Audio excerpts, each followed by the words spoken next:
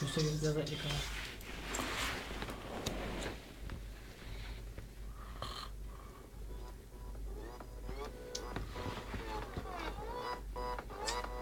Nefes edin. Nefes edin. Uzaklaştır.